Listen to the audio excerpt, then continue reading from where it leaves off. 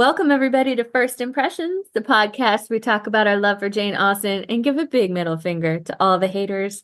I'm Kristen, and I'm joined today by Maggie. Hello. And by our dear friend Priya, who is returning to the podcast. You may know her as Constantia from our Regency Days games and from various other conversations we've had. Priya, you've been on other episodes too, right? Friend of the pod, Priya. Yeah. Hey, everyone. I think I've only been on your Bridgerton centric. Yes, we talked about Bridgerton. Right, we talked about Bridgerton, which we'll have to have you come back on for season 3. It's a pollen season, which we could talk about the ads and the merchandising later. Excited. Like, there's been so much branding with it, and that's just totally off topic. But man, when we do have that conversation, let's talk about the branding. It's ridiculous. Yeah, I'm so excited. Oh, wait, I did get something. Okay, hang on. Did you get branded Flonase? Because that's the one that kills me right now. Ooh. I got a Bridgerton candle. Nice. A candle, diamond of the season. Nice. The other ones Bath were and Body Works not. candle. Yes, the other ones were not my vibe. I walked in and they were playing music, and I was like, "Is this Bridgerton soundtrack?" And she was like, "Yeah, we have a whole line." And I'm like, "That's great. On a scale of 1 to 10, how sick of it are you?" And she was like, "It makes me really tired because it's like the violin and the piano, you know." So. Okay, Well, we're already way off. No, Kristen, it's a great tie-in. It's a great tie-in because what are we talking about today, Kristen? Today we're talking about Loveuary, two films that were produced by Hallmark for their Loveuary February lineup of Hallmark movies. And one of them is Sense and Sensibility. And in that adaptation, they play Kiss by a Rose. But yes, I was sitting there and I thought I was having a stroke. I was like, is this Kiss by a Rose? But I really liked it. Yeah. I really liked it. It was total Bridgerton tie-in. But yes, so today we're only talking about 2 of the 4. So there are 4 movies that came out. Today we're talking about Paging Mr. Darcy, which was the first movie to be released of the 4. And we're talking about Sense and Sensibility, which is just a straight ahead adaptation set in Regency times, but with a colorblind cast. And I'm super excited to talk about it. Honestly, we're only 2 months late here, which is pretty finger on the pulse, baby. Yeah, usually we're like 6 months to a year behind. So the fact that we got our shit together in April is, although this will probably not post until May, like we're doing pretty good. Doing pretty good. I'm proud of us. Be fair to me, so April 28th, the date is April. We're recording as of April, so we will only be 3 months late. So before we were off mic, we were having some conversations. And Priya, you were mentioning that you have like kind of a relationship with Hallmark films. Do you want to kind of expand on that for our listeners? So like many people in the world, during the pandemic where we were shut inside, my friends and I would do something we call Hall Snark, where we'd pick a Hallmark movie and then we'd get on Zoom and we'd snark our way through it. We largely did it for the holiday episodes because they were kind of ridiculous. Some of them were kind of ridiculous. But then as time went on, it became like they've hired new writers. They've rebranded a lot. They've tried to be more inclusive. They're not perfect, but they've got a lot more movies that feel like old school rom-coms that are low stakes. You know you're going to have an HEA, a happily ever after, and things just feel comforting, right? It's kind of like a cozy mystery or a cozy rom-com. And for me, when the world is really stressful, I've just found them really comforting. And they do this thing where now I will say that I might prefer the movies that aren't in the holiday season because they're not forced into this like framework. Yeah. But they'll do things like New Year's movies and then spring movies and then Loveuary and then like summer fling and stuff like that. And so Christmas in July, of course. But the thing I really, really was nervous about with this is because this is the first time for February that they've focused in on a specific author as the major theme. And you could tell kind of that they took it seriously, that they were like, we're just not doing this as a gimmick. We're going to do this in a way that makes sense to us. Now, the 2 movies we're not going to talk about had some things that weren't like that. It took them a while to pick up. But I think the two we're going to talk about today were great. Like I love them both.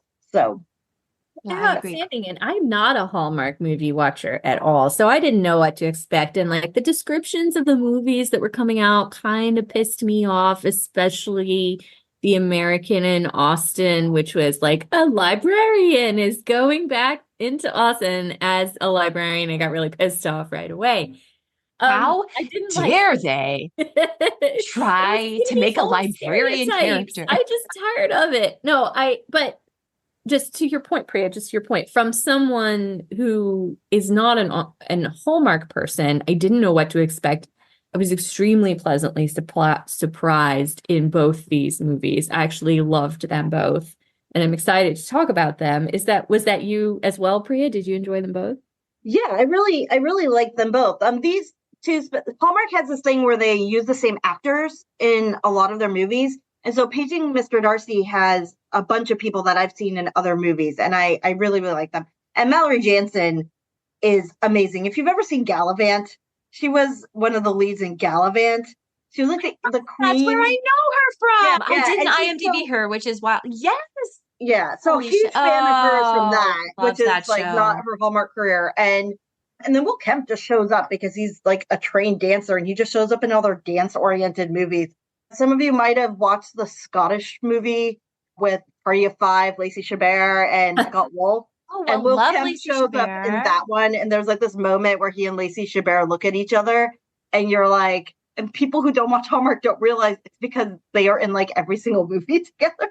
They've been in multiple movies together. And so that was fun. And then the nice thing about Sense and Sensibility was that, as Kristen said, it was colorblind casting. I would actually, it was probably color intentional because Yes. it is part of, I think that one was part of their Mahogany brand, which is Yeah. their new Black actor centric, Black And I storytelling. think they have their own channel for that too. No, it's not their own channel. It's just kind of like a book imprint, but it's like their Well, I brand. know.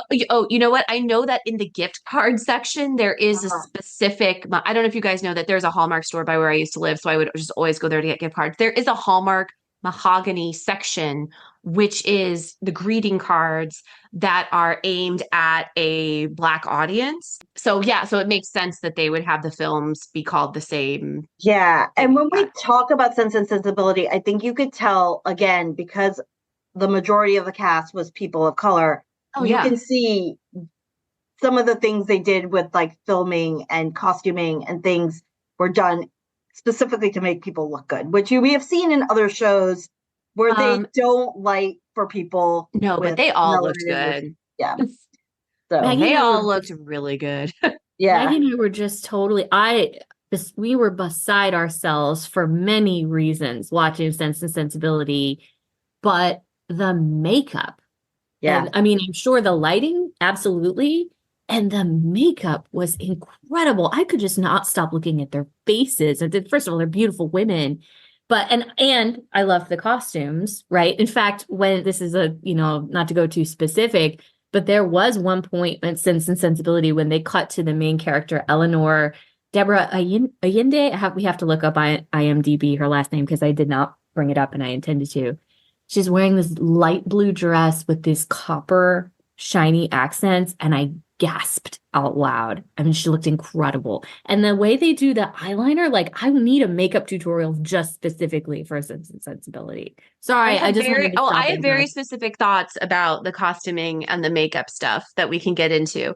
I just want to quickly say that I think it's interesting that my Hallmark experience is kind of between the two of you, where I'm not like an expert, but for a few years I was really into the Christmas movies. As I've gotten older and have a kid, I don't have as much time. So I actually have to be like very specific in the ones that I watch. I usually only have time for a few in December, but I have my favorites. And if it has like a baker or a candy maker or a cookie company or like, I'll watch it.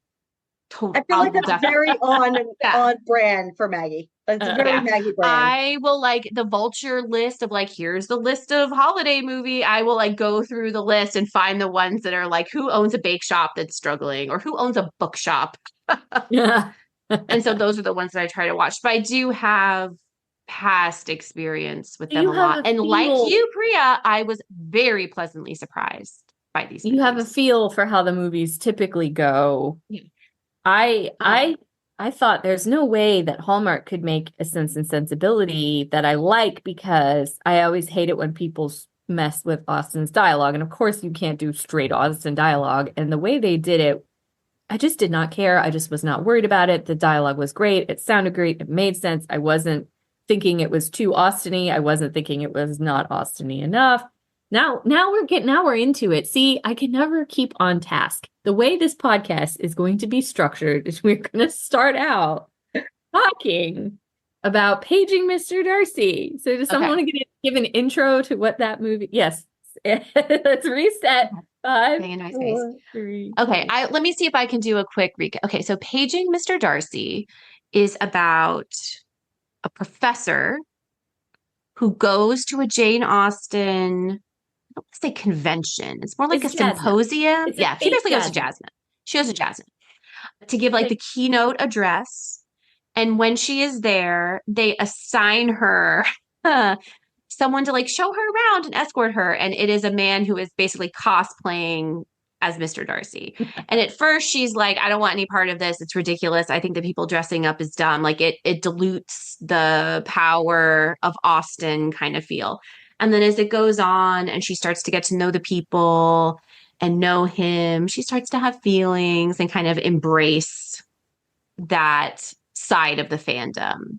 Would you say that's accurate, Kristen? absolutely. So she's going to give the keynote and she wants this professorship at Princeton. Right. And It's she also has to part of go. like a job Job interview. interview almost, where she has to go. She has to knock their socks off with her scholarliness. But she herself feels, and if you've ever read Among the Janeites by Deborah Yaffe, this is exactly like Raina Hardy is the screenwriter for Paging Mr. Darcy. And I don't know for sure, but I feel like she must have read Among the Janeites, because it's about this tension between scholarship and, hey, we want to dress up and enjoy the culture and pretend to be in Regency era. That stuff's fun. That stuff's cool. It's lighthearted. It brings us closer to Jane Austen. All that stuff is good. So she Basic like goes fandom, basically fandom Yeah. fandom. stuff. Yeah. Yeah. And as we know, the real life Jasna is like that. They call it Jala, I think, in Paging Mr. Darcy, the Jane Austen League of America or something. As we know, the real Jasna has the same tension. And so the screenwriter takes this tension and she makes it a romantic tension between the leading lady, who is a scholar and also trying to get a scholarly job, and a man who's cast as the Mr. Darcy of the conference, and everyone wants the selfie with him, and everyone wants to go tee hee hee, he's so cute. So And he walks he is around being loving cute and the charming and attention. yeah. He loves I it. He love loves the attention. He's like an opposite of Austenland. J.J. Field's character in Austenland thinks it's all silly. Well, this Mr. Darcy is loving the attention. And so the surprise of the whole thing is that when the scholarly lady gets there, what she does not realize is the woman who she's going to be interviewing for the chair of the English department at Princeton, she loves the fun stuff. She loves the bonnets. And so this woman has to pretend to be into it. And the Mr. Darcy actor, is in league with her, then becomes in league with her. Like, okay, I'll help you get this job. I'll help you pretend to like bonnets. I'll teach you how to do the English country dance if you want to impress my aunt, the chair of the English department at Princeton. So that's the big setup. What were you going to say? I was just going to say, I think the thing that I appreciated that they did is they didn't make her snobby about the costuming. They made it a part of her character as someone who doesn't like drawing attention to herself. Mm-hmm. And so wants to be taken seriously. Yeah, she wants to be taken seriously, but she also feels like if she gets in the costume and she gets in the things, people will stare at her, and she doesn't want to be stared at. And it's paired with her sister, who's having her own romantic drama of her own, who is an attention seeker, who's dramatic, who's romantic, who's really like, she's just very expressive. And so we've got them pairing off of each other too throughout the film as well, which I really like, because again, it is that tension you're talking about between people who want to be taken seriously about Jane Austen and who she is, but then also people who love the romance side of it. Yeah. So what I really appreciated the most about this movie, which is definitely a step up from your average and I wouldn't even just say Hallmark, but like cable romantic fare. Every character had an arc and every character had some depth to them. The woman who was the head of Jala, who was basically the head of the department who would be giving her the job, we found out a lot about her and understood her as her character. Her sister, while she kind of started off as a sort of like cardboard character type, like, oh, she's like the over dramatic, crazy Marianne type. type. Yeah, we learn more about her. She has an arc. Even the like amazing woman who runs the like costume play where you could buy the Regency wear from. Even she was interesting. And everyone in the movie that we met and spent time with was an interesting actual person. And I really appreciated that. Yeah, I really loved her Mallory Jansen, who played Eloise Cavendish, the lead character. She had a student that was there who was writing a play. Oh my The God, the movie. play was so funny. That was such a funny subplot. Yeah, and it was just real random, but like it was just about a writer envisioning like the A story. little ambitious, a little too ambitious, maybe. Yeah, and they said it was only 45 minutes. I was like, I don't know if this like 45-minute play within a show is actually 45 minutes. But it was again like giving someone like with just a few scenes like the solid arc that was really interesting. And so yeah. It was just a really cute movie. I mean, it obviously didn't have a huge budget. I mean, they were smart though. They set it at this conference and then you only have to shoot in a hotel. Like they were just clearly at the hotel where the conference takes place. But it was just really cute. I would definitely watch it again. It was just really cute. When I felt the whole time like I was like, this is funny and this is aimed at me, and there are a lot of true little grace notes here that I'm really enjoying, having been to a jazz night. And then when I really got on its side, when I was really like, yes, Raina Hardy gets it, is when they go, the Mr. Darcy, I forget the character's name. The actor's name is Will. Oh, it's Sam Lee. Sam Lee. Sam. Yeah. Okay, so Sam, and he takes the main lady. What is her name? Eloise. Eloise. Sam takes Eloise. Priya, I'm glad you're here. Yeah, I'm so glad you're here, Priya. Sam takes Eloise to this exhibit that they have in like a side building, different building. It's on some campus. I don't know. It's like a museum or something.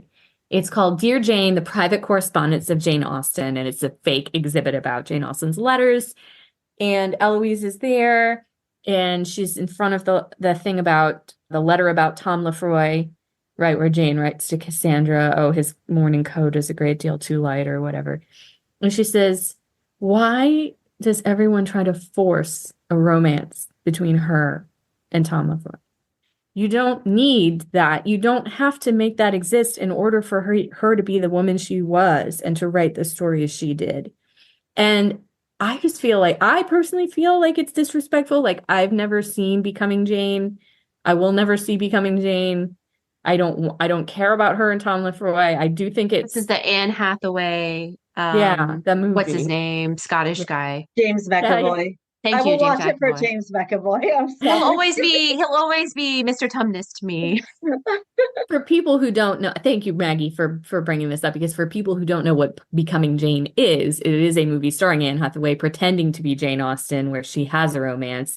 And in she real is life, acting, Kristen. She's not just pretending. I know, but in real life, we're pretending that really happened, right? Because in real life, we don't know. Yes, Jane, there are a few surviving letters which kind of conveyed Jane Austen had a crush on Tom Lefroy. Yes, I believe it. The letters are cute, but you can totally tell it. But, he went away. She didn't have money. He went away, and there's no documented proof that they had this true love or anything like that. And we don't need that. And that's how Eloise feels.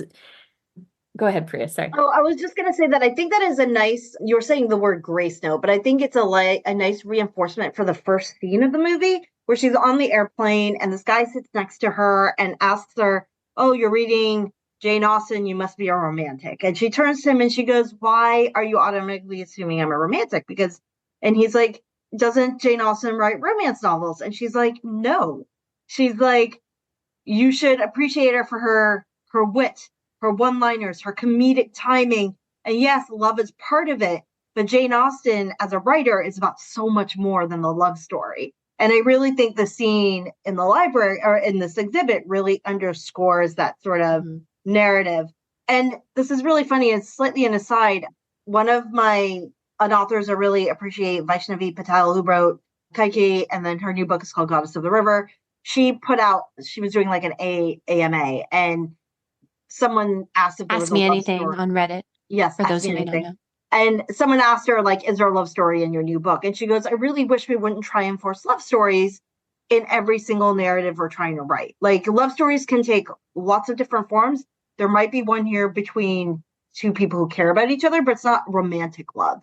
And I think I really appreciated that conversation in talking about Jane Austen. Well, don't get me wrong. I am also romantic and I love the love story part of Jane Austen, but there's so much more to it than that. So I completely agree. I will say, can I just say a little funny thing in the scene, which I also wanted to bring up, where she's on the airplane. She has this great tour de force. Why do you think she's romantic? She says all this stuff, and I'm like, yes, yes, yes, yes.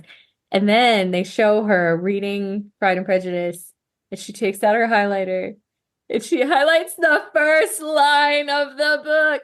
It is a truth universally acknowledged. She's highlighting it. I'm like, this is so fucking great. That's like me when you're like our first in college or first in law school and you sit down with your first book and your highlighter and like you basically end up highlighting the whole page and you're like, wait a minute. Oh my god, like one of the most famous lines in the English literature, and she highlights it in her book. Oh, do you think that, or it's like when I'm reading it on my Kindle and it's underlined and they're like, many readers think that this line is of great doctrinal import. And it's like, thank you, Kindle. Thank you. Yeah. That's okay. That's okay. It's a Hallmark movie. And there's moments in both of these movies we're talking about today where you think to yourself, I understand the context of this. We're having fun. Cute movie. It's just, I can't think of another word to really describe it. It's just cute. It's just fun. And I was really impressed. I'm like, the people who made this understand, have been to Jasna and like they Yes, understand they get it. the fandom and stuff. Yeah, for sure. Then there's Guy is cute. His wig is a little sometimes, it is Hallmark. You think the guy's wearing a wig? Yes. looks like his hair in all the interviews I've seen. Okay, well then they need some help because sometimes his hair was like sticking out in weird ways. And I was like, y'all need to get your shit together with this. Where is the hair and makeup department?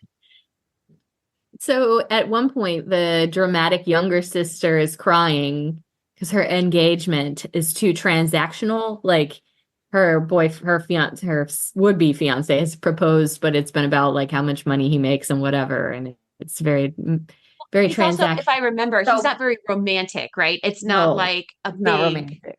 He's just like, here's your coffee, here's the ring, let's get married. Yeah, she wanted like a big public proposed romantic gesture. So she's crying, and Eloise brings her some ice cream from the conference, and it's 2 pints of ice cream, one of which is named Pride and Pralines. Is that right? Or was it Pralines and Prejudice? Oh, who can remember? But it was and then the other one was named Mansfield Chunk. And I did get a good giggle out of that. Well, Kristen, would you eat Mansfield Chunk ice cream? Yeah, I mean Mansfield Chunk. Well, when she got her goodie bag and she pulled out the stuff from the goodie bag, I think like the chocolate bar was Tall, Dark, and Handsome Chocolate or something like that too. Like it was weird. They clearly had fun with like little bits of this. And yeah. Oh, absolutely. What kind of ice cream is Mansfield Chunk? It's got to be like Chubby Hubby with the peanut butter filled pretzels. You think? That's not what I was thinking at all. I was thinking more like big pieces of chocolate with like fudge ribbons. Fudge chunks. Way off. I just thought I assumed it was talking about chunks of chocolate. Could be. Chunks of what? Listeners, tweet at Kristen and let her know what you think. Imagining the writer's room for this movie being like, okay, so we gotta Nate or the people who do the prop. We're like, let's have some fun with this. Yeah. What do we name these things? These props. So I'm trying to think of the other things that happened in the movie, and I think, like you said, it was just clever. What was the play about again? What was the deal with the play? So her student had written a play as part of her class, and she was putting it on. And the way I just watched this like 10 minutes ago, not 10 minutes ago, but the scene we see fully is she is sitting at a desk on stage, talking about writing the play, and she goes, it conjures up these stories. And then you have, I think this is really a vehicle for that sort of like misunderstanding moment, because you have Will Kemp, who's Sam, comes on stage, and then Eloise's sister comes on as Elizabeth Bennet, and they have like a moment where they fake kiss, where from the front, it looks like they're actually kissing, but on the back, you can see it's a stage kiss and it's like on the cheek or something like that.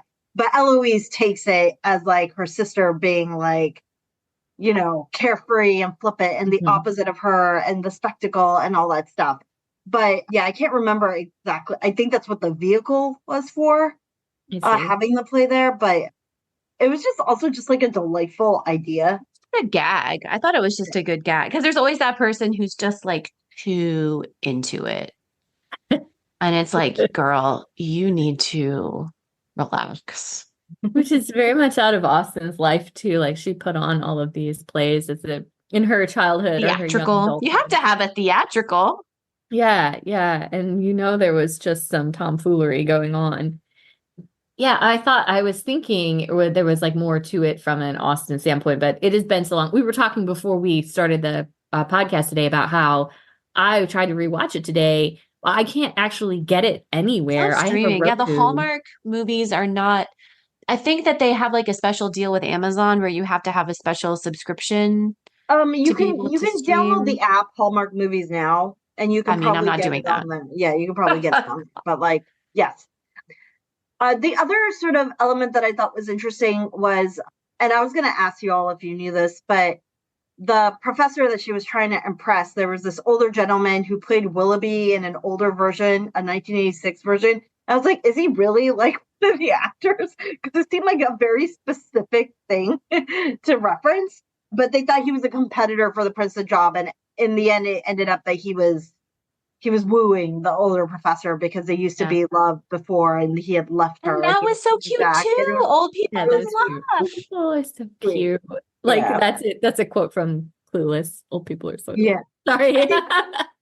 So I think there was a phrase, and now I wish I'd written it down, where she talks about at the end at the ball, where she talks about, you can be a fool or a hero in your own life, but really a fool is someone who's not willing to take the risk to be the hero. And I thought that was just a really nice sentiment about, and this is sort of something that runs through Hallmark movies, I think, is that like often they tend to have, and in this one it was tempered a little bit because she is a highly successful, smart, intelligent woman. Sometimes the female characters aren't as like, they're book smart, but they in real life they act a little silly. I just finished watching Falling in Love in Niagara. We can talk about that later.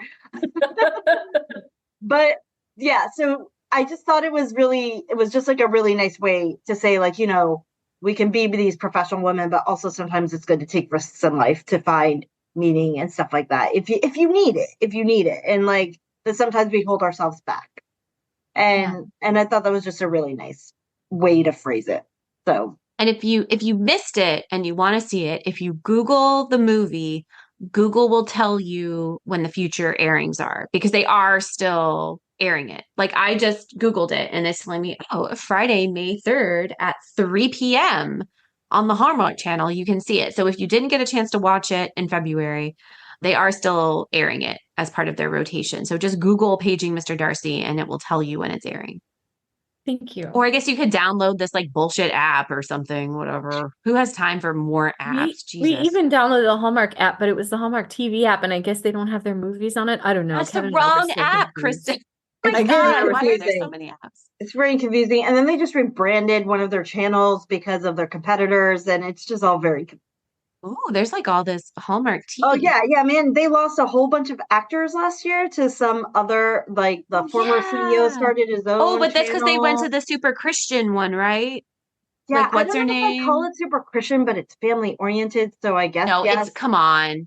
And it's because this Hallmark is trying to be more inclusive. They have LGBTQ stories. They're just No, that's it. That's it, Priya. Yeah. That's it. Yeah, you just hit it. Yeah. I do think that there were. I'm sorry, I didn't mean to. I have a new thing to talk about. I mean, I think we were done.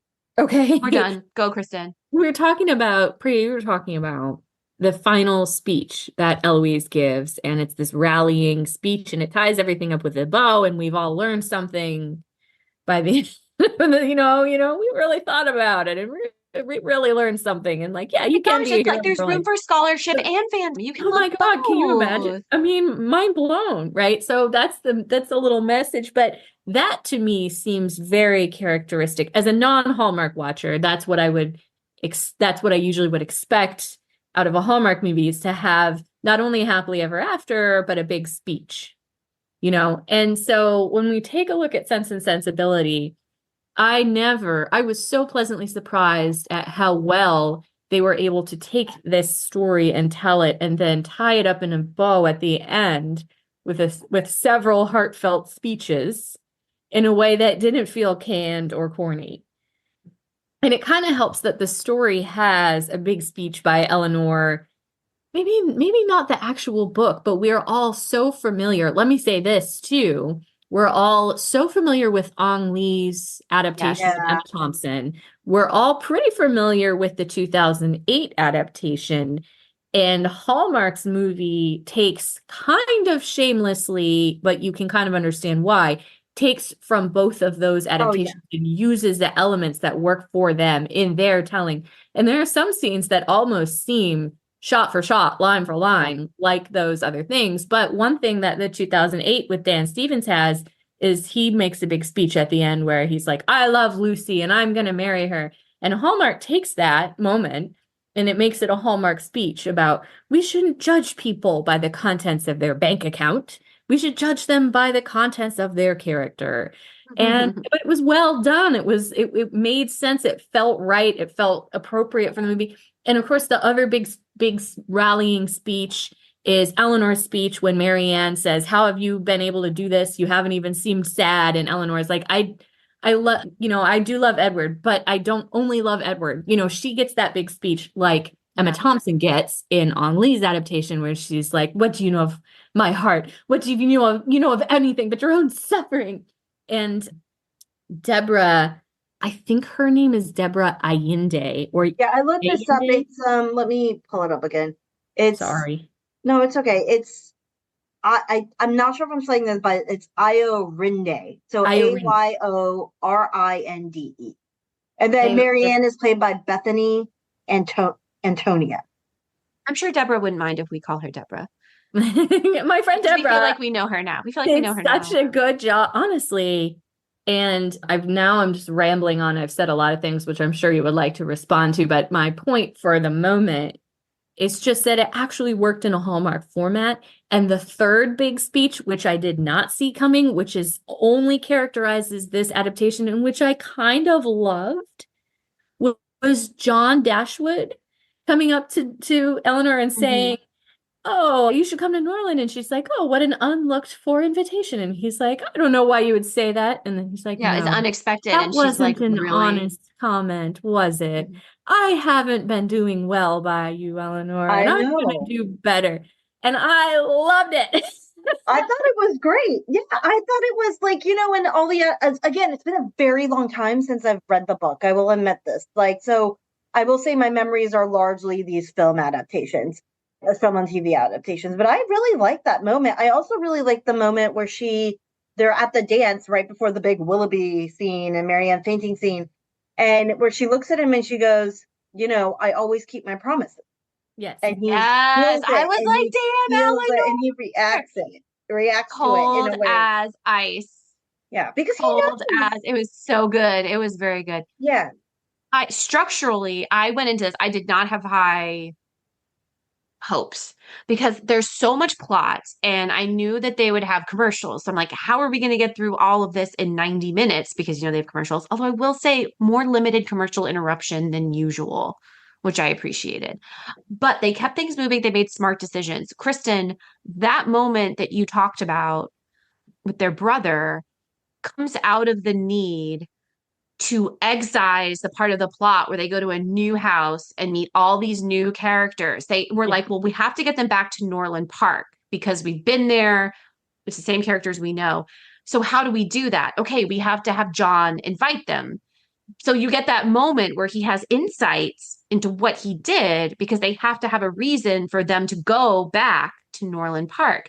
And it all makes sense. And the things the characters do while serving the plot make sense for the characters that we've seen. And I thought they made a lot of really smart decisions plot wise. And I was really impressed. They got through like the big beats. They really did. They really and the did. guy they got to play John was attractive and very likable. So by the end, you're actually really happy that he turned out to be the good guy you thought he was when you thought that's a good egg because he's handsome and likable. No, I know. A little bit more of the promise making in the beginning too, right? Because I think in previous adaptations, the mother's just been the only one in the room. Or if I might be vaguely misremembering this. You know, we had everybody. We didn't have Fanny, but we had all the daughters were there. Yeah. Okay, I had to even tweet about this. Probably the most attractive cast for an Austen adaptation across the board. Oh, everybody was attractive. Fanny was fucking gorgeous. Like everybody was attractive. Because I feel like Hugh Grant is very attractive, but like, I don't know. Edward is so like, whatever, but that guy was hot. And then Colonel Brandon walked in and even Bay was like, who is that? I know. So the only person in this cast that I recognized from other Hallmark things was Dan Jeannot. So the guy who played Edward. He's someone, so he was funnily enough in Falling in Love with Niagara, which I just saw. They definitely showed a commercial for something with Deborah, like another movie with Deborah during the movie. And I was like, oh, good, great. She's in other movies for them. She's an angel. Colonel Brandon, the actor's name is Akhil Larji. He is British. I know because I've stalked him because I'm his number one fan now. Oh, but you are now his number one. I think that she is an angel. Deborah she's got the face of an angel. She's a fantastic actress. He is incredible. And I think that the strength of this adaptation really rests on the gravitas of both of their performances because he is so good. And I will say before I slobber, on myself, I will say I'm cognizant, right, of this sort of it was a discourse from a few years ago, but like white women consuming black men's bodies or whatever. Like I'm not trying to be objectifying him. Let me say that. I'm not trying to objectify him.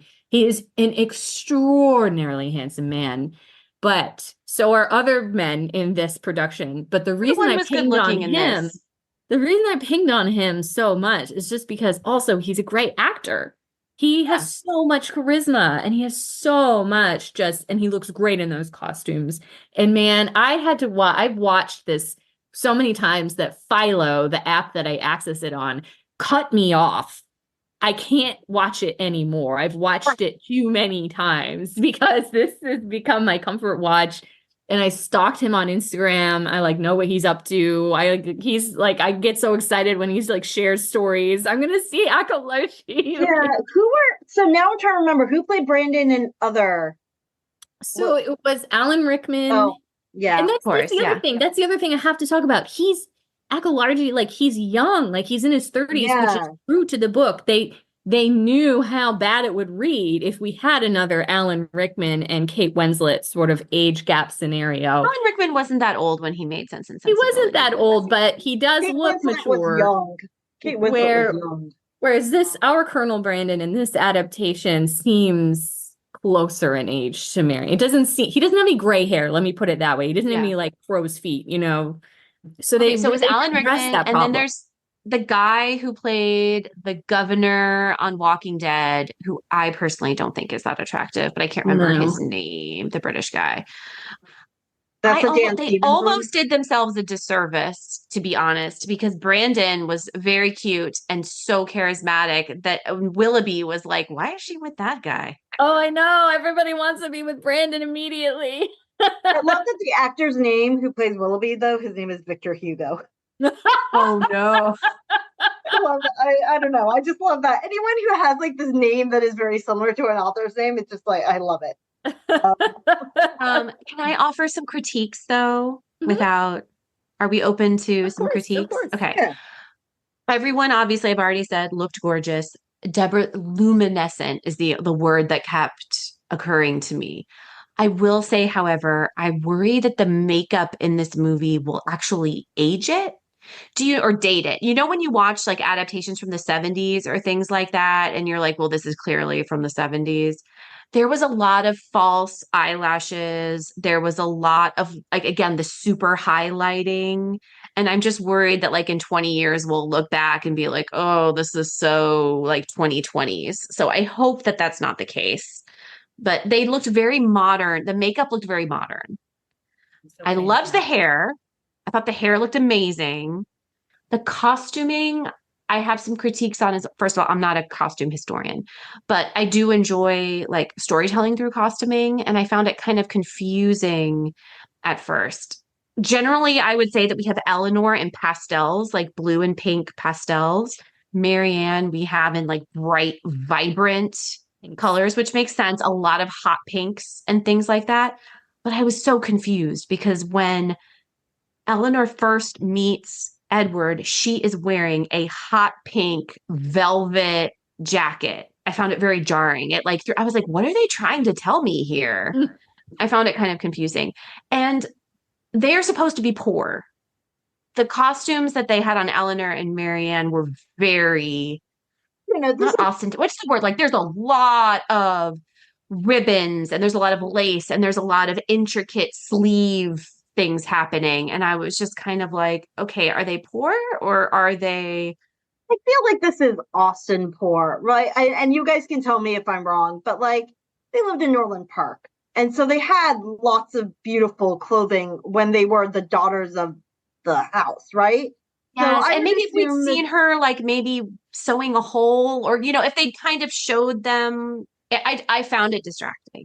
I also thought it was hilarious when they walk into this beautiful 3-story huge house and the mom is like, have we fallen so far?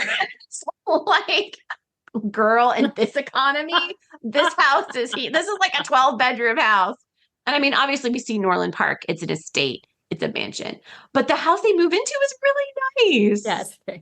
It's really nice, guys. yeah, and I think it is a very separate, like, that when they move in the Ang Lee version, the place they move into is small.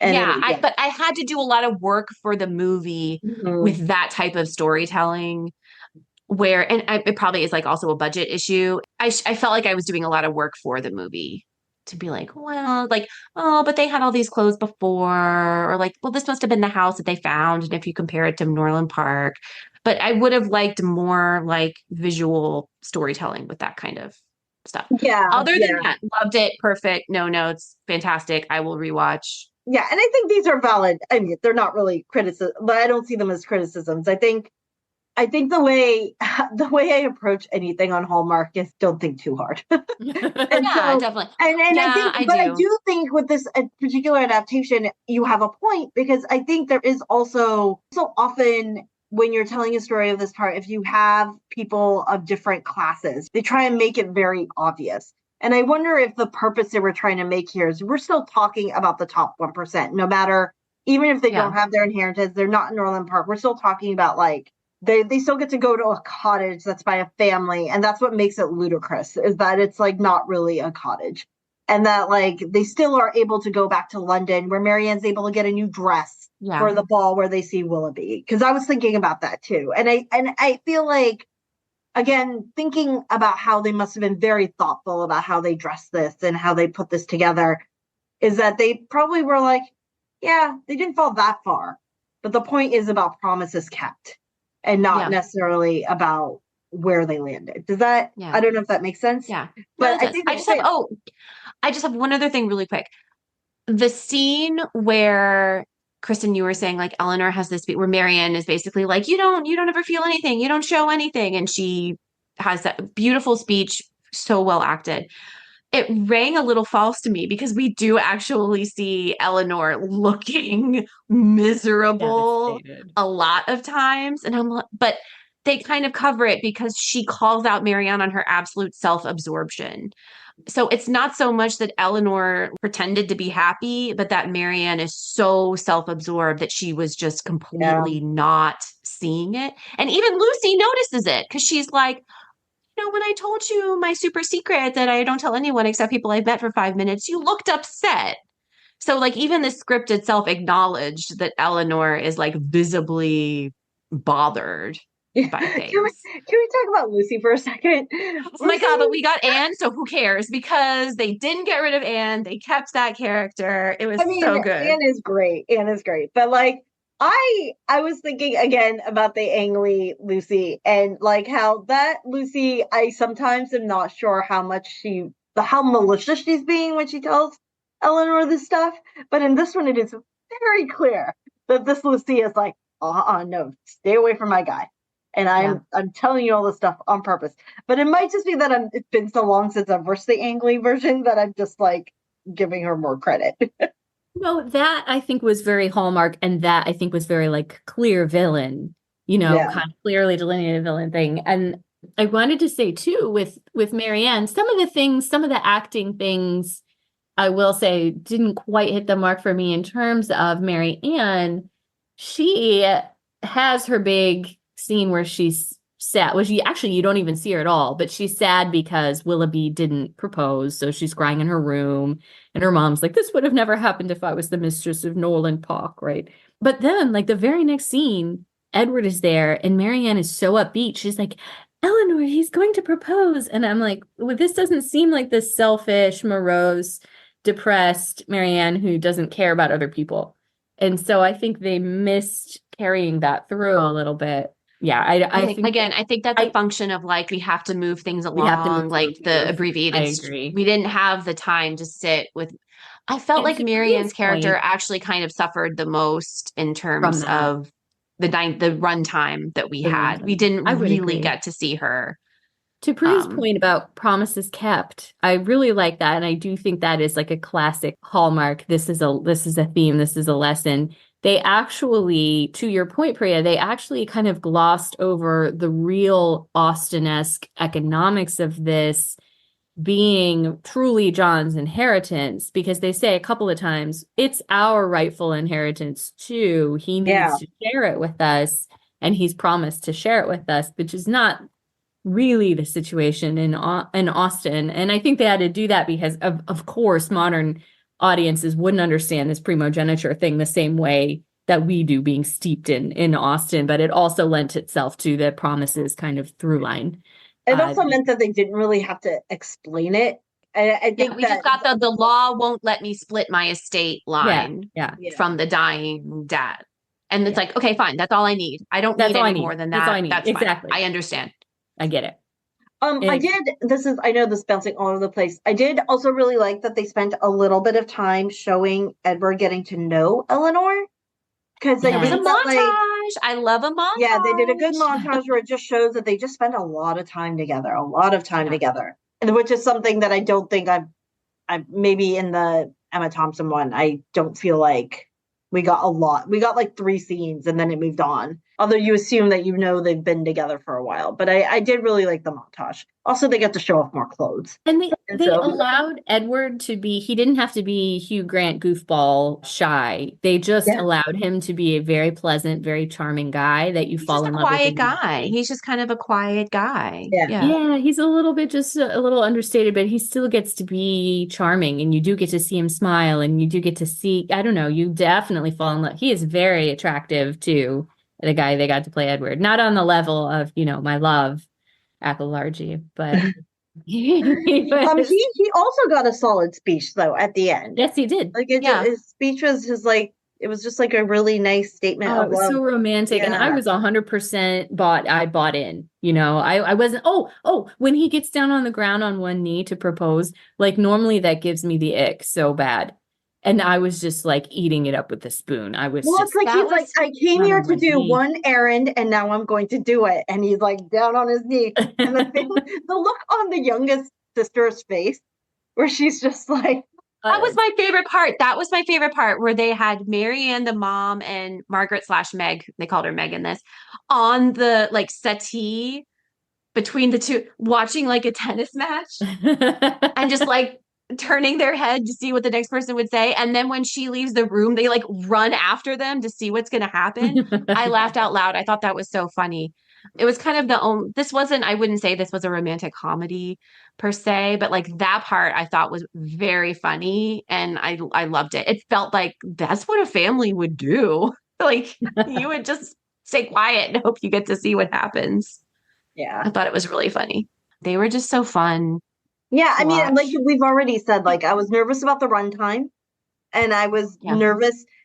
I was just nervous because it's not something that Hallmark's done before. Like they've Yeah. never done like a pre-written.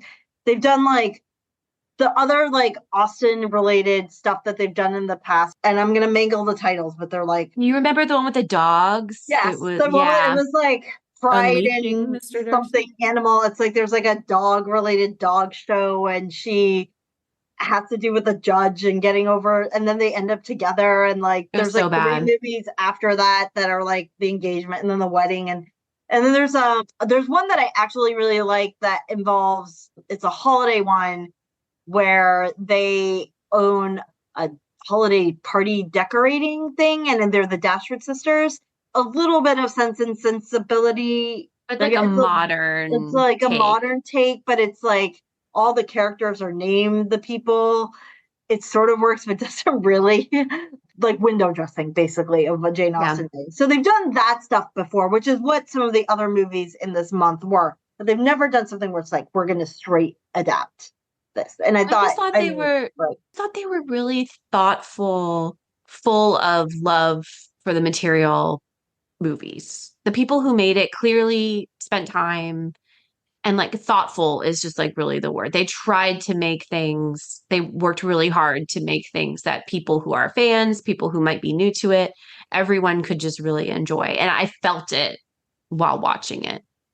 Yeah, and I don't mind that some things were shot for shot, and I don't mind that they made Meg like, I'm a pirate, just like in the Ang Lee. I mean, those things worked in the two other adaptations. They worked. Yeah, And why change it Hallmark, if it's good? if I was Hallmark and I was doing this and I was like, I got to do this in 90 minutes on a Hallmark budget, I was like, I'm going to take the element. I would be like, I was going to Mhm. take the elements that worked that I like, and we're going to put a new spin on it. And I also want to say about the color intentional casting, I was really trying to think about it. They did have to introduce this whole thing where Mrs. Ferrers, the mother, is the stepmother of Edward because she is a Right. Black woman. And they couldn't do this thing where only Eleanor and Marianne and that Dashwood family is, only they are Black. They couldn't do that, right? They don't want to make it like the Black characters are oppressed by only rich white Right. people. They're trying to create a world where it's more diffuse than that.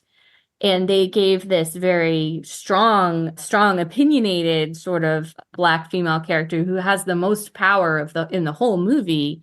She is Black as well. So I was trying to think, like, why did they do this? Why did they do this whole thing with like this is my stepmother? Yeah. I think that's why they had to do that to balance out to do this balance. But it's not, I mean, this all takes a lot of thought, the way you set this up. Yeah. Right. And they almost- acknowledge that it's a little bit, we all know it's a little bit Fantasyland, where Bridgerton is trying to create this whole world where like Queen Charlotte was half Black. Like they were trying to make this whole new world where this might be, they spend a lot of time thinking through like how they're going to do this. They didn't have time to do that sort of like world building to explain why. And I really like how they approached it exactly the same way. Like I really like where they're like, okay, there are certain things that you assume that we know are deviated from the way things were in reality, but it still works. Like, and it's fine. See, I hope they try again. I hope they do something similar. Yeah, I me mean, like, too. yeah, like, why not? We need more Yeah, I would adaptations. watch that are it. like- yeah. It was just good acting in here. Yeah. I mean, at the end of the day, there was good chemistry, there were good decisions, there was good acting, there were scenes that genuinely were affecting, and that's what it's all about at the end of the day. We're going to want to watch it again, Yeah. The other thing they took out, this is so minor, but I realized, and again, this is where I need to be reminded about what is actually in the book, is when they were explaining Colonel Brandon's board, Like they took out the part where the love of his life was married to his brother. Yes. And like I was like, did they just think that was just too convoluted to explain? And they're like, we're gonna It strip was this already away. a lot. I was actually really surprised. So he has this big monologue where he explains Beth and what's going on. And I was actually really impressed they left that story in as intact as they did, because it's like, I love this woman. My parents didn't approve. I left to prove myself. She left. She had a baby. That baby became my ward. Then she left. It's still complicated, Yeah. even the way it is. But again, it serves the characters because, like, oh, I didn't mention this. This adaptation, more than any other, I thought did an amazing job of explaining why Marianne later comes to appreciate Colonel Brandon. And she explicitly says, like, I see now that he is so honorable. And she cites the things, including the fact that he is the romantic person she wanted all along. And it's because he never gave up on this woman. He loved her. He went to war for her. He found her, tracked her down, cared for her daughter. And it, like, she just needed to mature enough to see what actual romance was, to understand that Colonel Brandon was the ideal. Yeah. And Yeah. Absolutely. because they left that in, it connected those dots. And And also you're you like, saw her at the wedding, right? Beth was at the wedding. Yeah. oh, At I the thought that very, was their very baby. I thought that was no, Marianne. no, no. There was like a grown-up Oh, girl that I yes, think you're was right. Beth. Okay. Which I also was for very confused by Hallmark, that. I thought that talking was about Brandon and kids. Marianne's baby and a Yeah. nanny. And I was like, okay, they already got a nanny. No, it was Beth and her daughter. Okay. That Yeah. makes so much more sense. Yeah. And I think also for Hallmark, that's not really a story they tell. Like they don't Yeah. talk about children out of wedlock unless like they're doing one on IVF actually this Saturday. But like they don't usually talk about that sort of stuff. And so that story itself is something that is not something you would normally hear about on Hallmark either. More Yeah, about Priya, like I'm so glad you said that. It totally went over my head. I thought that we had just fast forwarded like 2 years. oh, And so it was their baby and they had a nan. And I'm like, she can't even hold her own baby at her sister's wedding. Like, okay, being rich now. No, I was totally wrong. I'm so glad that you set me straight on that. Well, I'm glad, Maggie, that you remembered you were going to talk about this because I'm excited you said it too, because I want to give props to the team who made this movie, because that is something that uniquely characterizes this movie as well, is they draw a Yes. direct line. Because in no other adaptation does Marianne say those actions are romantic that Brandon took. And it's absolutely true. It's absolutely right. It's a gothic novel that he lived. And Yeah. she that she can see that's true romance, that's true honor, what he did in service, to the women that he loved. And it's a Absolutely. nice parallel with Eleanor too, where even though Edward was like, her heart was broken because Edward was choosing to honor his engagement to Lucy Steele. It's another reason why she knows he's a good person. He doesn't break his word. He made, again, a promise. And even though he was young and foolish at the time, like he has to abide by it. Fanny gets a line too when Edward has this big speech. Yes, I'm going to marry Lucy. I made a promise to Lucy. Fanny Dashwood gets a line. You don't actually think she loves you, do you? And Fanny Dashwood is absolutely right. Lucy is just a gold digger, as far as we know, as far as we understand the story. So it's hard, she's absolutely right. So your heart is breaking that he's made this promise that he shouldn't have made, that he was And we manipulating. know that it's to someone who doesn't actually care about him. And I wanted to say too, you're absolutely right, Priya, about first of all, because it's our modern understanding, there's nothing shameful of having a baby if you're not married. But in this Austen context, they kept that in, and they even kept in the scene with Mrs. Jennings saying, Colonel Brandon runs off from Delaford because he gets the express letter. And Mrs. Jennings says, you know what it's about? His daughter. Yeah. That's the big overly enunciated scandal kind of But I love that they have Beth and the baby there, because it's sort of like Colonel Brandon is rich and respectable, and like when you have those things, it's like they bring, even though I'm sure people judged them for bringing them into their family and stuff, like they have their certain amount of protection you have Oh, with sure. that. And he's universally seen as a good person. And so they like bring her into their family. And I love that so much. And also, she Now that usually in I've other seen it. adaptations, she's still in it. We don't never see her. She's always You on never see screen. her. Right. You never On see screen. her. And Yeah. I think that, like, and maybe I'm overreaching here, right? If this is an adaptation that is meant to tell a different story, like one where you put people in roles that they aren't usually put into because of the way our world and casting has always worked, that they were saying that they sat down and they said, okay, what are the parts of the stories that we usually don't see because they're like considered shameful or not correct or not hidden, and how do we bring that in? And maybe, I mean, when I saw that, I was like, oh, okay, maybe that was intentional. Yeah, I'm sure you're I right. cannot believe I didn't. I was going to say, Priya, we do see Beth in the 2008. Well, I don't know if we see her face in the 2008 adaptation by Andrew Davies. There Is is that the Dan Stevens one? It is the one with Hallie. Is her name? Hallie? Dan Stevens. Yes. Oh, yeah. It's the Dan Stevens one. We see Willoughby having clearly sexual liaison with a woman. Oh yeah, And we we actually realize just see her later being that like that's left. he's Yeah. seducing that. Oh, right. But the only reason you see that is because it's Davies. I mean, that's the only reason is because we have he's to have the horn sex. dog Isn't and that has the to put very all the beginning? sex on the scene. Isn't that the first scene? I think it's one of the first scenes. Yeah. Yeah, because you got to get the sex in there. Yeah. Because it's No, this was so much Davies. better. This was so much better, and it's just further proof that they're good people and we should root for them. It also felt a little bit like, God, now I'm just thinking about this because you're saying they pull from other things. The saturation is that the right word? Felt like Emma, the new version of Emma. Oh yeah. Where Yeah. it's Yeah. like bright and super Yeah. saturated. And for when you're so used to, like, I think the one I watched the most is the Ang Lee, which is like, it's got this It's like a color. watercolor painting. It's like a watercolor painting. Like It's I like one of my favorite cinematic scenes is the scene of Marianne with Kate Winslet's red hair and like that blue, like subtle tone cape over her head as she's walking against the bright green background of the trees. And it's just like a cinematic moment for me that I always remember. That it was, at first I was like, oh wow, this feels like I'm watching that adaptation of Emma, which is okay. Like, because I think the story also, the way they approached it also lent it towards being a little bit brighter and a little lighter than some of the other versions. The aesthetic will place it. I think Maggie, like you're saying, like the makeup will place it. Like the entire aesthetic of it could date it.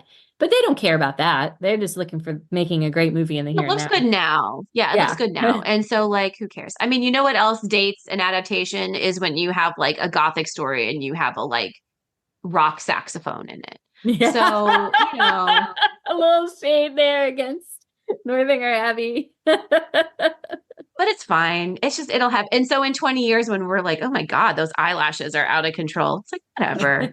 It's just fun. Really quick, the only costuming problem I had, Maggie, was in the very last scene, the wedding scene when Eleanor and Edward get married. She's in pastel baby blue and he is in periwinkle blue purple, and I hated it. Okay, go ahead. Oh, sorry.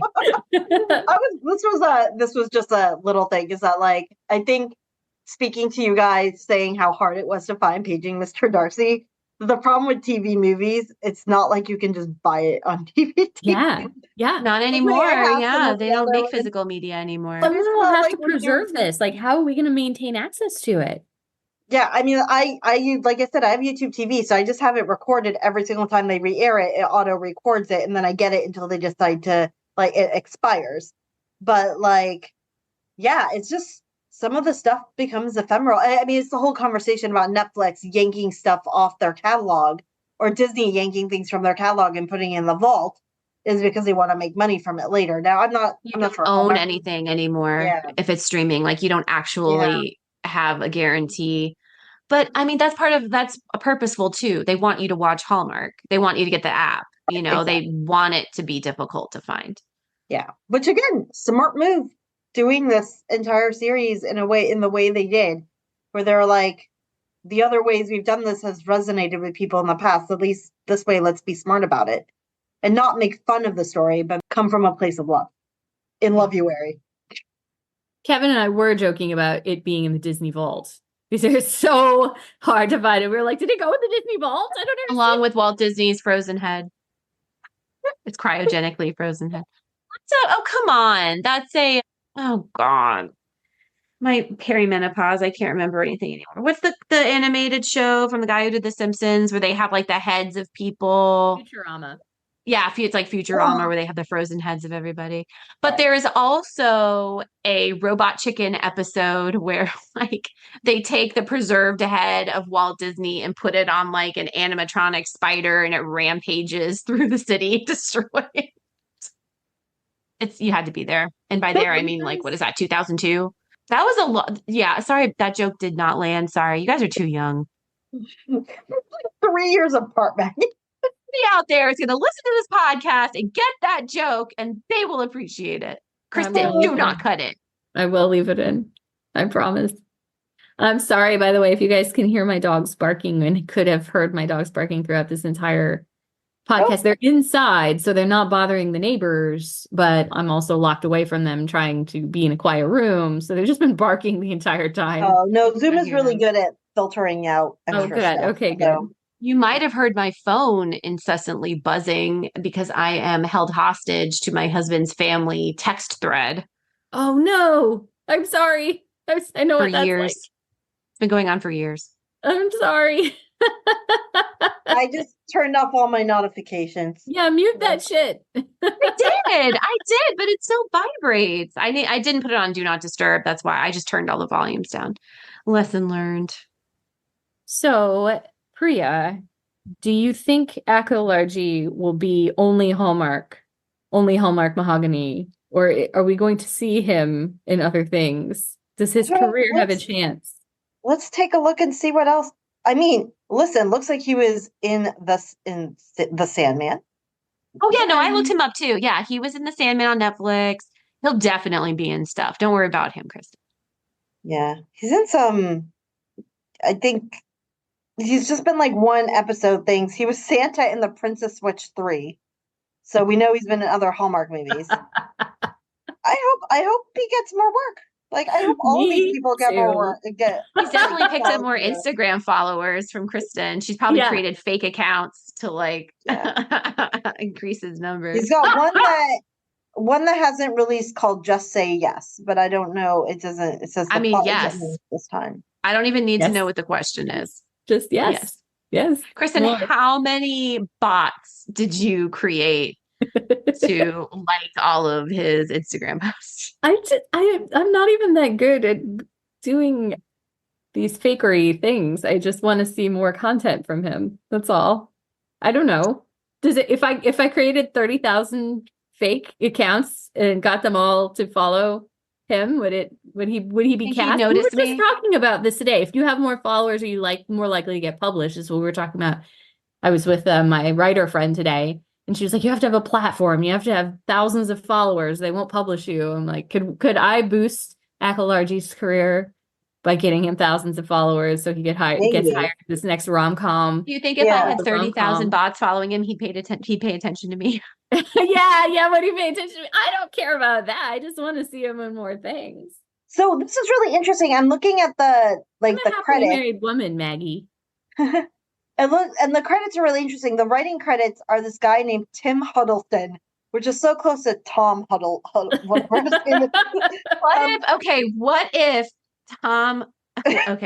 What if Loki just spends his time like with a pen name writing fanfic / adaptations of Austen fiction? Well, it's so weird because this guy that wrote it, because the other credit is Jane Austen. The guy who did the teleplay, other things are like Survivor Girl or Fear Frequency. So this is like not like anything else he's got on his credit, which is really interesting. He did a nice job. This is good. This is how people need these shots, and their careers need a chance. Yeah. I'm about it. Oh, here it is. I was like, I can't find it. Who knew there were 10 Sense and Sensibilities? That's a lot of Sense and Sensibility. God, they're just all so fucking attractive. I'm just looking at their IMDb. Really, even Robert Ferrers was attractive. The guy, and he looked just like Edward. He looked like he could be Edward's brother. Okay, guys, he looked a little bit like a young Hayden Christensen. Not Yeah, gonna he did lie. a little bit. There was like a Kinda. 5-minute moment where I was like, no. Okay, so this is funny. Colonel Brandon was just in the movie Archie, which is a like biopic of Cary Grant that was strongly recommended to me earlier today. Really? So now I have a good reason to watch that. 2 good reasons to watch that. Yeah, he's been in a lot of stuff. Don't worry, Kristen, he'll be fine. Mhm. I was gonna say something and I forgot what that was. Very on brand. Sorry. Guys, this is my favorite thing to do with you all. I just like coming on and talking about media.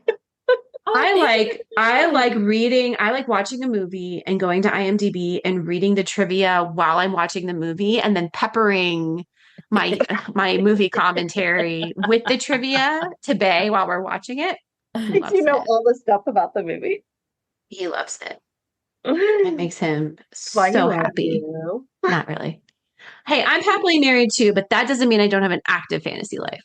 Oh my God. I'm dead. I've just been completely captured, like my mind, like my imagination. Like he's so handsome. He's so handsome. Oh my goodness. That Do little you half know what that smile he does at the end, like kind of like when Marianne is like, oh, her affections lie elsewhere now, and he does this little half smile and then he smooches her. All I want is a much hotter kiss, which of course they couldn't do because she's young and he's older and he has to be a gentleman. I just wanted some like real makeout sesh, you know. Man, feels it's like he's also in Hallmark something that doesn't has a do sex real scene makeout. because IMDb has a clip of him like heavily sexily making out with someone on his Yes. page.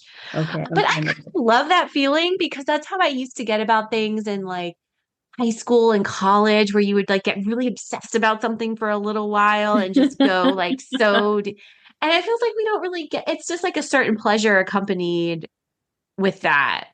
And Just so like, I think it's fun when things like that yeah, get it's also me just now. nice to discover new actors and new actors because there's so Yeah. much stuff out there that has the same people. And not to say that it's bad, but it's just like the nice thing about this is that it is a vehicle for us to see faces and actors that we don't normally see. And like I said, I mean, you said that Deborah, it has been in other Hallmark stuff, and it might be that I'm just not remembering it and I've seen it, but like a lot of these actors were people that I feel like I'd seen in other things but didn't know enough about them. And now we're going through their IMDb pages, looking at what else they've seen. And I Yeah, think yeah. it's doing what She it's was in supposed Luke to be Cage. Yeah, doing. she's been in a lot of stuff. Sorry. Yeah. Oh, I'm she was in sorry. I Luke just started Cage. talking over you. Okay, no. Yeah, she She's was in Luke Cage. I've definitely Harriet. seen She her. was in Luke Cage, which I love. She was in Girls Trip, which is a really hilarious movie. Okay. She's been in a ton of stuff. She's been in Okay. a lot of stuff. She's Yeah, doing so good. she They're was all doing good. yeah. But I think Shit, she again, was in the new the season point. of True Detective. Ooh, I haven't seen that yet. I heard it's really good. Yeah, This I've is been like meaning to Jodie watch that. Foster one, right? Yes. I've heard that's very good. Where it's set in like Alaska. And it's sort of about, I think it's about like the murder of Native women, how like nobody really cares, but it's these 2 female cops that do care. I'm sorry. So, I am just like so nervous when we have a guest on because we had a guest on and it might even have been Priya and someone commented on the episode and was like, I don't know why you guys have guests on if you never let them talk. And I felt Absolutely, so Priya. Yes, that was bad. Priya's Bridgerton episode.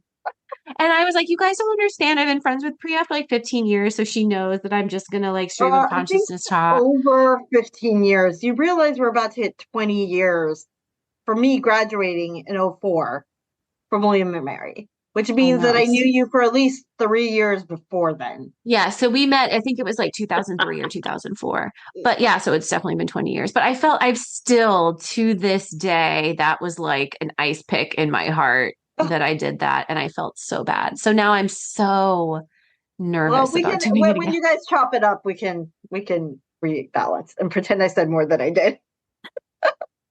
But yeah, I mean, I think it all comes back to like, I think it brought me the comfort that I wanted, and it made me feel good and delighted, which I think is what the good Hallmark movies do, instead of the ones that make me frustrated from like, why am I watching this? But just this whole experiment they did, I thought was great. Like I said before, it's just, I feel like we need a return of the basic rom-com sometimes. And I think that a lot of like the streaming services are trying to get back to that. But yeah, it's good stuff. I've tried to see if they've released anything about Loveuary 2025, and I don't see anything No, about it's it. too late. But They usually start working on things. They're probably in the summer. They'll start working on February because they usually start working on Christmas thing. They're working on Christmas things right now because they just announced that they film in the summer, I think, right? The Christmas yeah, stuff. because they just announced. I don't know if you guys saw there was like a Vulture article about these 3 actors that are always in. I their did. I read that. It was a really good interview. I love all 3 of those actors. They're all really 3 or 4 of them. They're all really great. And so they're doing a sequel to the one they did last Christmas that was 3 men and a baby, and they're doing one 3 men and a toddler. And they were just talking about how they're filming all the Christmas stuff now. I'm also very excited because they are filming 2 Signed, Sealed, Delivered, which if you guys don't know about these, they're real dumb. They're not real dumb. It's the guy from Ugly Betty who played Daniel from Ugly Betty.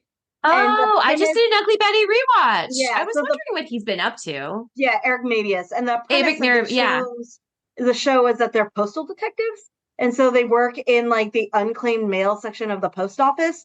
And they go out and it's a little touched by an angel. So they go out and they help people and they solve mysteries about where these unlost mails come from. Something my mom would really like. And I don't mean that disparagingly. There's a little bit of religion in it, but it's not over. Like he's extremely full of faith and other people are, but it's just really heartwarming about being kind and doing good and stuff like that. And so they just announced that they're filming 2 of them right now, which makes me very happy because I really love them. So. Well, it sounds like they pay attention to things that people like. And it's from my lay perspective, there were definitely people watching these movies and enjoying them that don't usually do Hallmark movies, especially in February. So I'm hoping the ratings were really good. Yeah, I hope so too. Yeah. And just, good writing. I enjoy good writing. Yeah, exactly. Yeah. Kristen, maybe your Mansfield Park adaptation could be for Loveuary. No. Absolutely not. I kind of feel like I need to go read this book again because it's been so long. Which one? Sense and Sensibility? Oh, I was so excited for a second because we met Robert and they're sitting there and they're talking about going to the assembly and she needs a new dress. And they're like, we have to go shopping. And I was like, are we going to get the matchbox scene or the toothpick box? The toothpick scene. I was like, are we going to get this scene? And we didn't. But I was really excited for a second because I felt like they set it up. I don't remember the toothpick scene. That's in the book. It's never been adapted. The box scene is very important. It's very funny. I will look it up. Eleanor runs into Robert while they are both out shopping, and he is buying like a gold-plated toothpick box or something really stupid that tells you everything you need to know about his character. Yeah, and it's very funny. Yeah. Anyway, I was looking. I thought for like a hot second we might get that, and then I was. This is just really funny because, I watch this stuff, which is like heartwarming and stuff. And then on the other end of the spectrum, I'm like really excited about May because we've got Bridgerton, but we've also got Doctor Who and Discovery is back. And so the wide range of things that Priya watches. They're all coming back, baby. Yeah, you have a woman of many facets. I'm a woman of many things that I like to watch. Many fans. Can we segue into things? Are we done talking about Sense and Sensibility? Should we segue? Yeah, talk about whatever now, Kristen. What do you got? You got recommendations? Are we into our recommendations? I know everyone is going to say Shogun. I have put the kibosh on it because they boil a guy alive in the first episode. Yeah, in the first episode. It's like there was some pretty violent stuff in there. Also, people kill themselves at the drop of a hat, which is very difficult. I mean, a baby dies in the first episode. Yeah. That was very difficult for me. Yeah, it's not for everybody.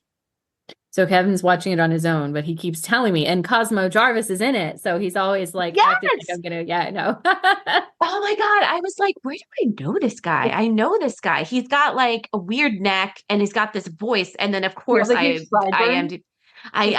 like, holy shit. It's Wentworth. It is very good, Kristen. If Kevin wants someone to talk to, he can talk to me in Bay because we really enjoyed it. Because reminder, It's on my list. I have heard it's Good. amazing. It's beautiful. Yeah. There's a lot of rich storytelling. There's a lot of violence in it that's difficult. Yeah, and I think for some of that stuff, I need to take it. I can only do one show like that at a time. Yeah. And so, what am I watching right now that's We like watched that? Fallout at the same time, and that was like a little, which we loved, but again, very violent. So, Yeah. I'm watching One Day right now on Netflix, which was an Anne Hathaway movie.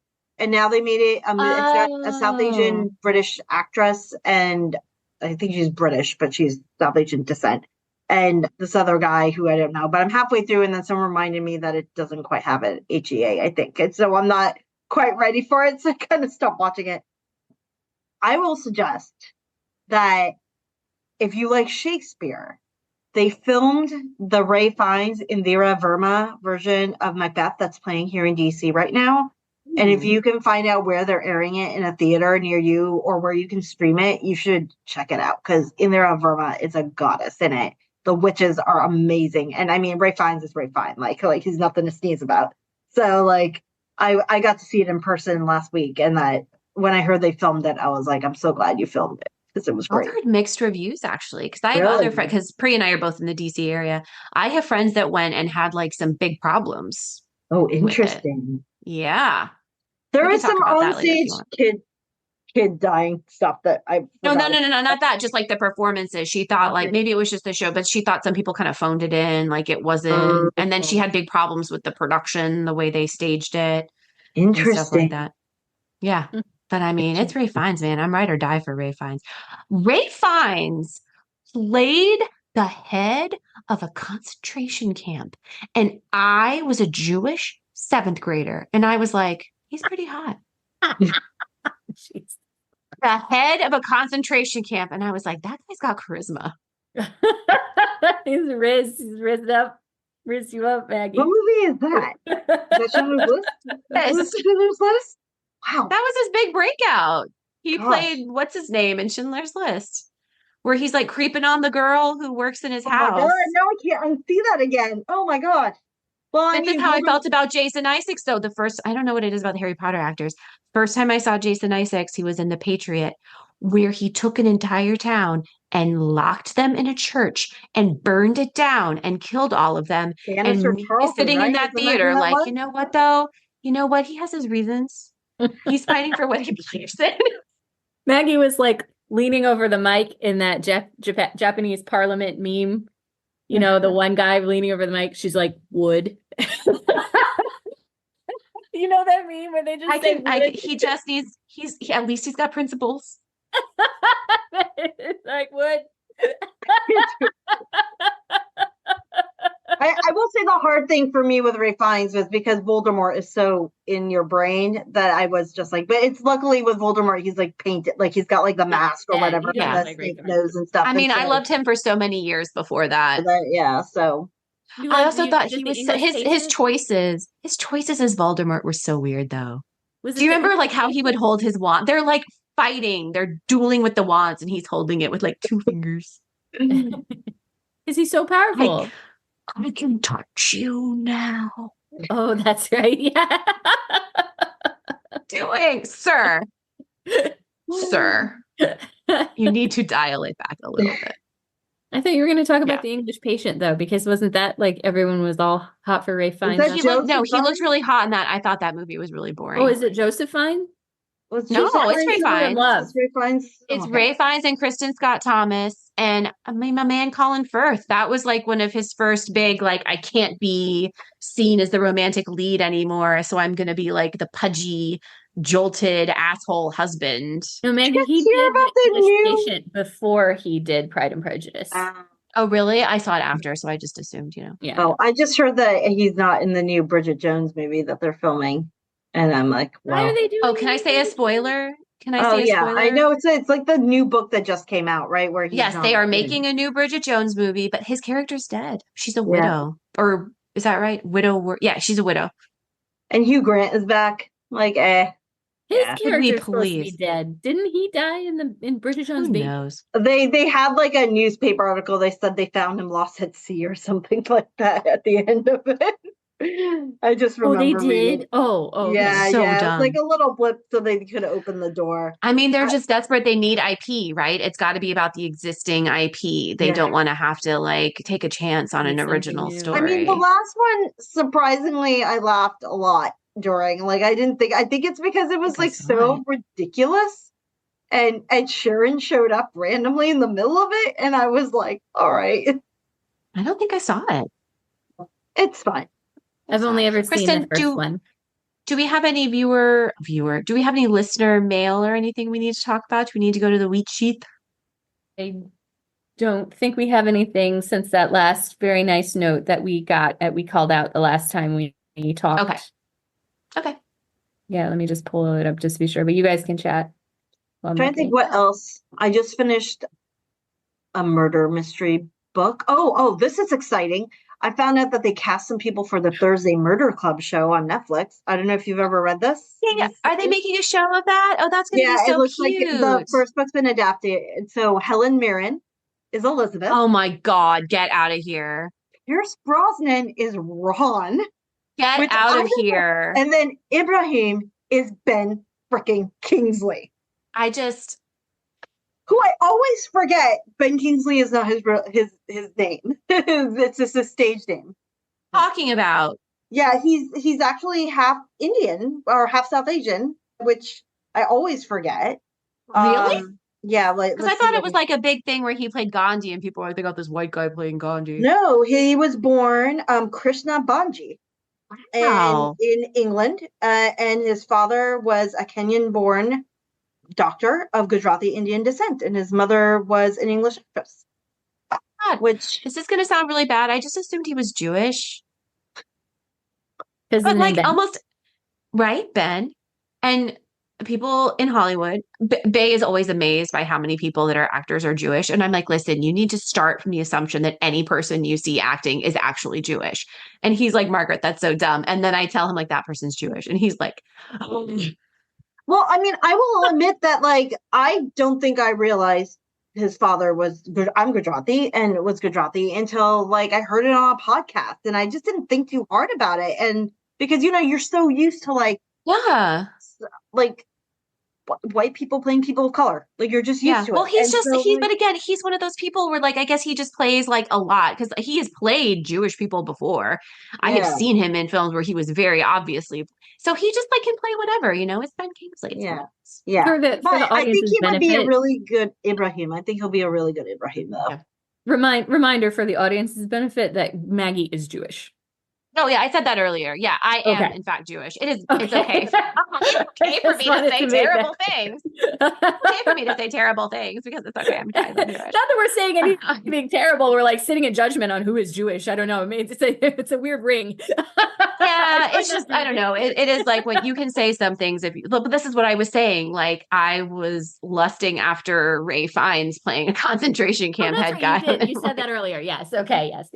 Yeah. Sorry. You did say But that. if the audience has not ever read these books, they are delightful. They're about what's the They're word? so fun. Septuagenarian people they live in an elder care home, like resort type home community. Like independent living, and assisted stuff. Like what is type the thing. name of this thing? Yeah, because I know it's like some of it is like hospice, and then some of it is like independent living, and they solve mysteries, but they're just so I listen to them, and they're so funny. Like the person who does the reading is so good, and they're just delightful. Like, and they haven't cast. It doesn't look like they've cast Joyce yet, so I can't wait to see who they cast as Joyce. It'll be really great. fun. Yeah.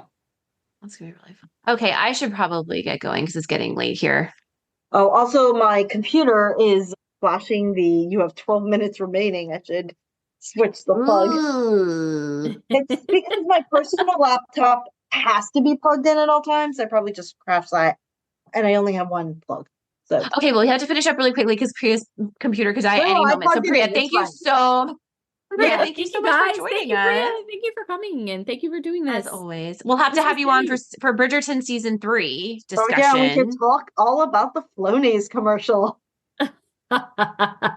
If you haven't seen it yet, you should watch. I have not seen a Oh my Bridgerton gosh. Flonase. Look at- Oh no, I have. It's when they're like, one is walking through the park and one experiences allergies. And then it's got the Yeah, I great did see that one. punchline at the end where you're like, this is dumb. And then the punchline at the end, and you're like, I actually like this ad. It was a little too long, but the punchline is You great. know what? Good for them though. They're making that money. Good for Shonda. I saw what's her name? Nicole, the girl who Nicola plays Coughlan. after season 1, she was doing like makeup ads, and I was like, good for you, girl. Like, you get that money, you get those sponsorships. She's been wearing these adorable dresses in all of her promo She looks amazing. magazine covers, and I'm like, I want this dress. I want this dress. She looks amazing. This is her time to shine. Yeah. I'm going to a marathon watch party. I'm totally going to wear my Regency dress. Oh, nice. You should.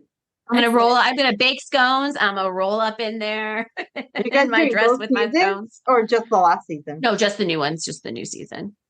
And I can probably only stay for like 2 or 3 because I think Bay is going out for that night. season 3 when it comes out. Yeah, because they drop like the first, 4 episodes or something like that? Yeah, it's like part 1. The season. Yeah. It's rude. Yeah. Okay, but I do need to go because it's getting late here. So, Priya, thank you so much. This was so fun. We always love having you on. I love Thank you being so much, here. Priya. Yeah. Kristen, when are you going to watch Sense and Sensibility again? Tomorrow? I don't know. Tonight? Yeah, okay, cool. Whenever it chokes me off again. Whenever I can create a fake account for that app. Yeah. And I can watch it.